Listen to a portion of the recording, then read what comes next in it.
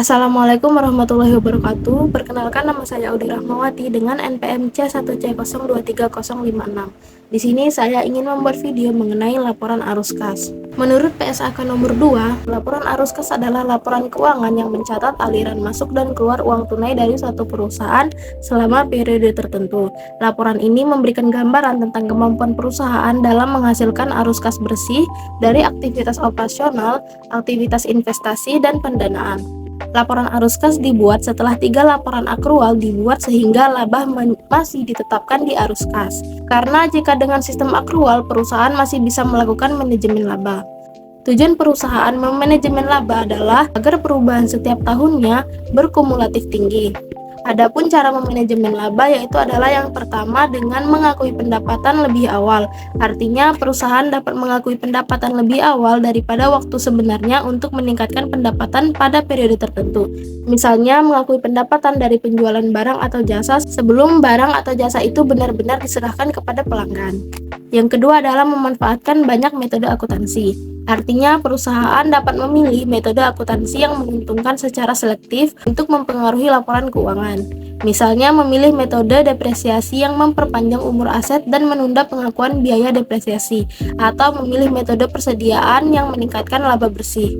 Laporan arus kas bermanfaat untuk menilai kemampuan perusahaan dalam membayar dividen serta menunjukkan kemampuan perusahaan untuk menghasilkan kas di masa yang akan datang.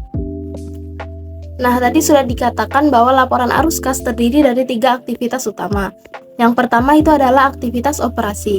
Aktivitas ini mempengaruhi item dalam pendapatan dan beban pada laporan laba rugi.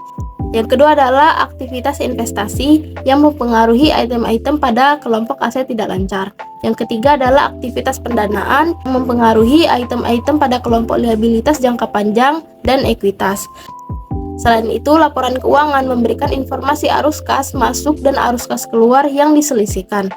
Arus kas masuk adalah uang tunai yang diterima oleh suatu entitas dari berbagai sumber, seperti penjualan produk, penerimaan pembayaran dari pelanggan, dan penerimaan pinjaman. Sementara itu, arus kas keluar adalah uang tunai yang dikeluarkan oleh entitas tersebut, seperti pembayaran kepada pemasok, pembayaran gaji, dan pembelian aset.